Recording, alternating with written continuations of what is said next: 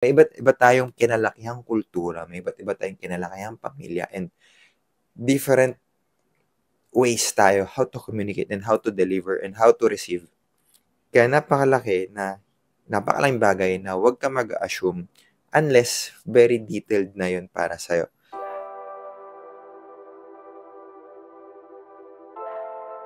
Welcome to the Brewing a Better You, a podcast about realities, life lessons, life experiences, and everything in between of a 30-something, shared by someone who's navigating life blindly in his 30s, together with the stories of others, because at the end of the day, you don't need to have it all figured out.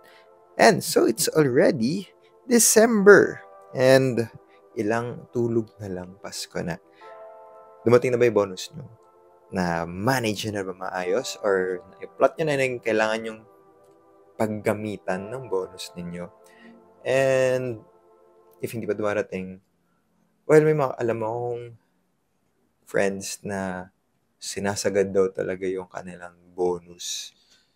Kasi mandatory ng dole is dapat before mag-Pasko, which is December 24, doon daw talaga binibigay yung bonus nila. Well, so, yun yung part na sana may maabot na pa tayong mga gandang gifts or mga gandang sale. And if hindi man, bawi tayo. Bawi tayo sa mga possible na sale pa rin after the Christmas. So, bawi lang tayo for the New Year. And so, this is already episode 23 or part 2 of our life lessons of being at your 30s.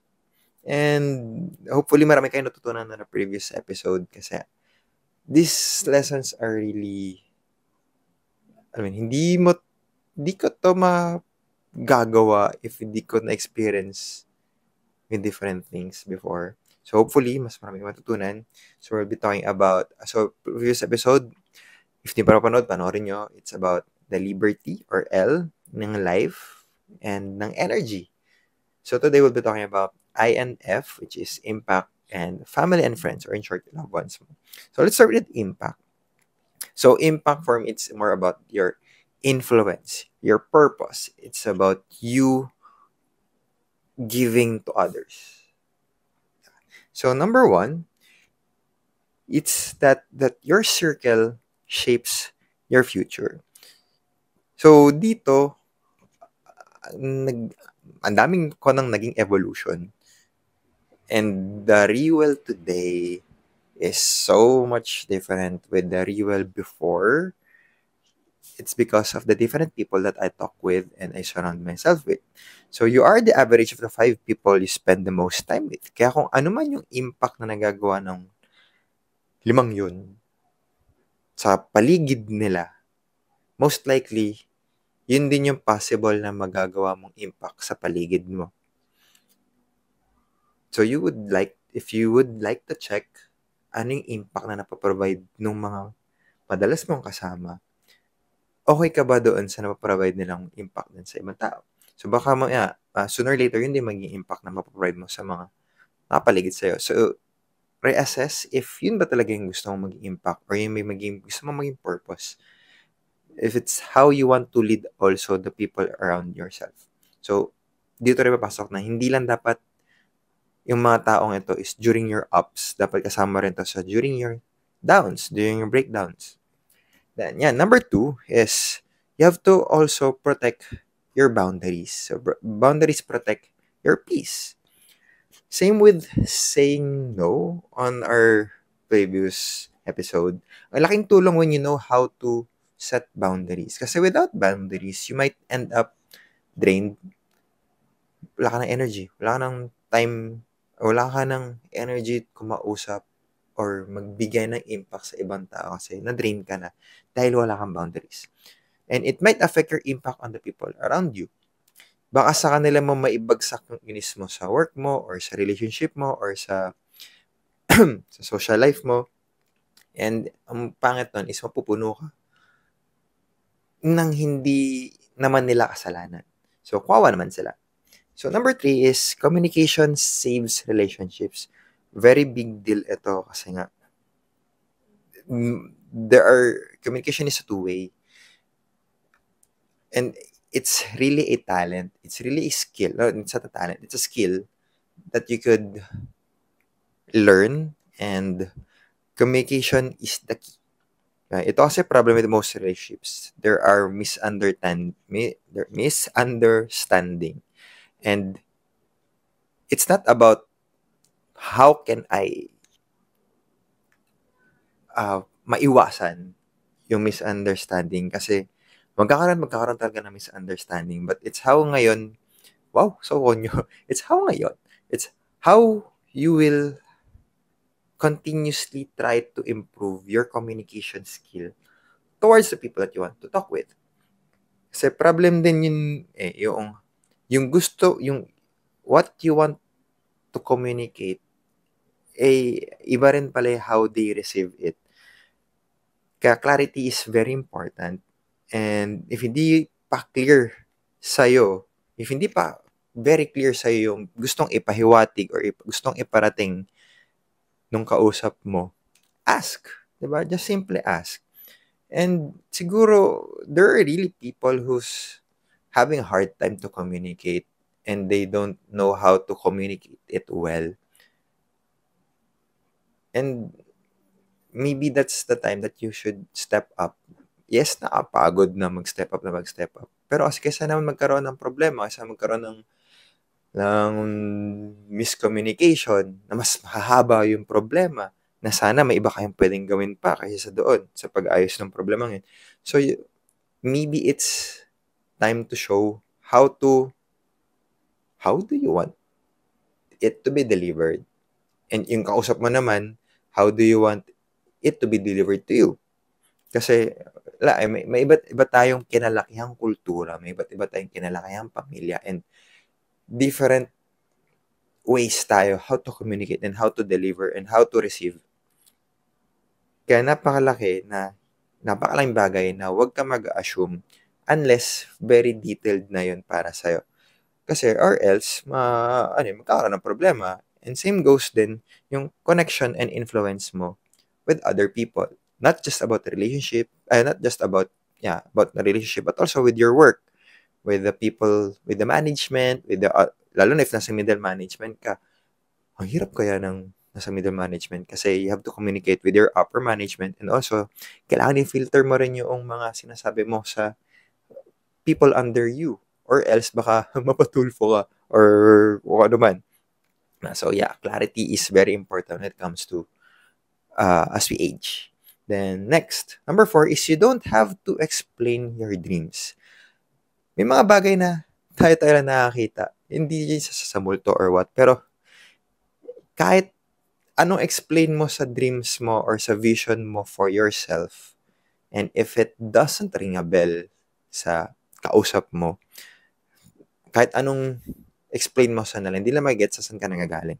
So you don't owe anyone how your dreams, how clear your dreams are. And ang importante dito is that alam mo kung ano yung dream mo para sa sarili mo. As long as ikaw mismo, naintindihan mo ano yung gusto mo, goods na yun. Okay? So you don't owe anyone an explanation about your dreams. So next is number 5. And madalas ko ito naririnig or nababasa. It's that not all friendships are lifelong.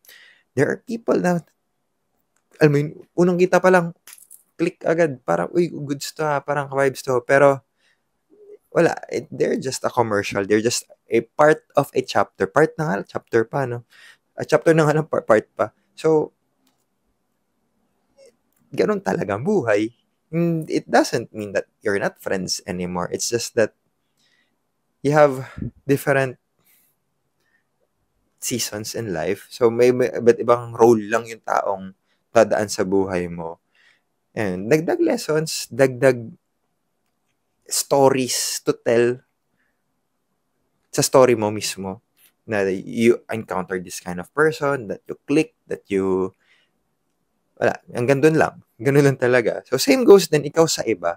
Hindi porket hindi mo na, feeling nila tuloy di ka na nila friends, pero you're still friends with them. Saglit lang talaga yung parte mo sa buhay nila. And you're just a two-liner sa kanilang libro. So, dun nga papasok na how much impact can you give in that brief moment. Which leads to, number 6, learn to walk away with grace. Ba't siya connected? Kasi, so I recently encountered a near miss. So I was driving sa San Simon, Bulacan. Bulacan pa yun ba? Bulacan. And actually, medyo na near miss tayo kasi nasagi na yung side mirror ko.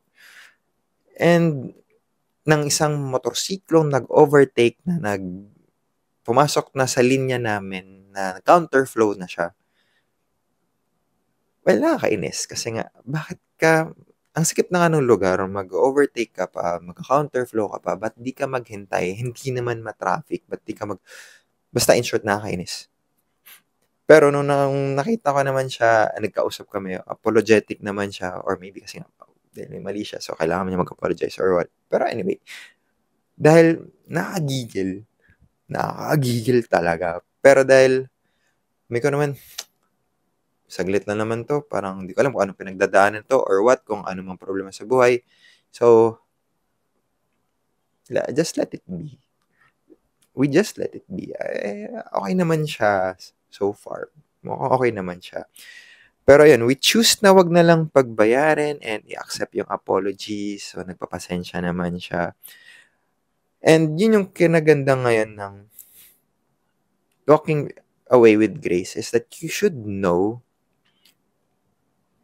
when to choose to battle and when to choose to let go, to walk away with grace. It doesn't mean that you're weak, but it's more on you're being matured enough that your energy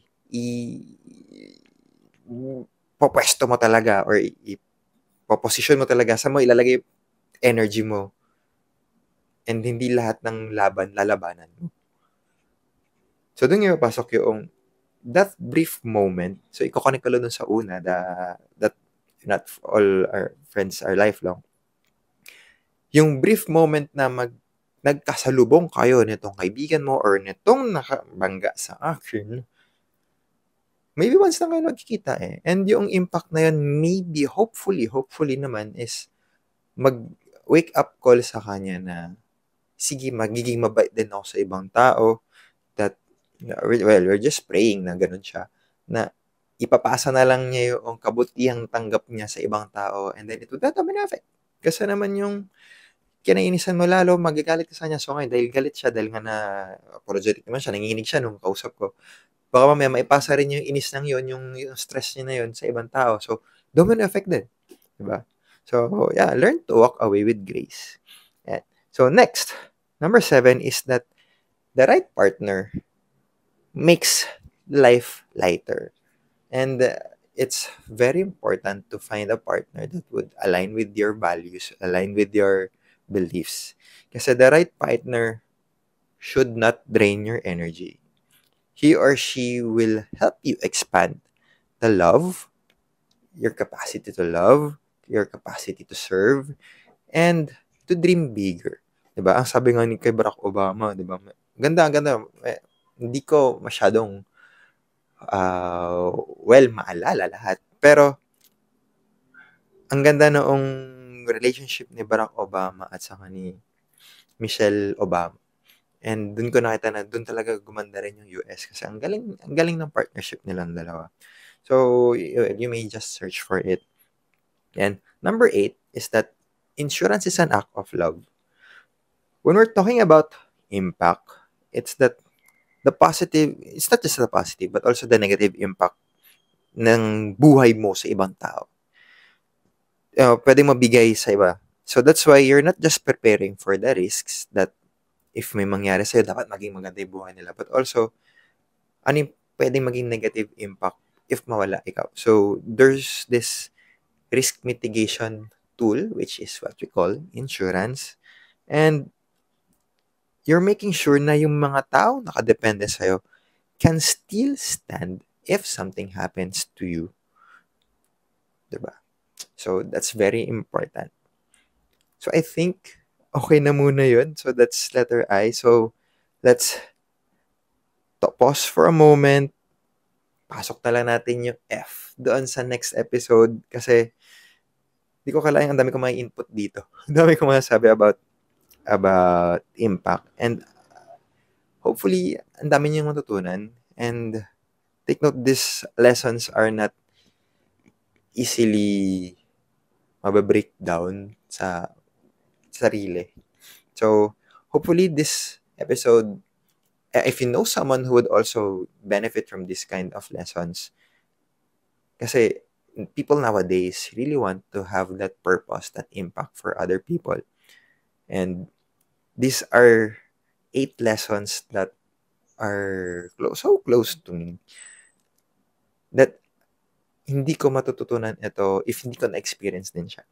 So hopefully you'll get lessons from this. And if you, anong lesson yung pinaka nag-impact sa inyo dito? And ano ba to? Abangan nyo yung next, yung letter F, about family and friends. These are people that you love. And that's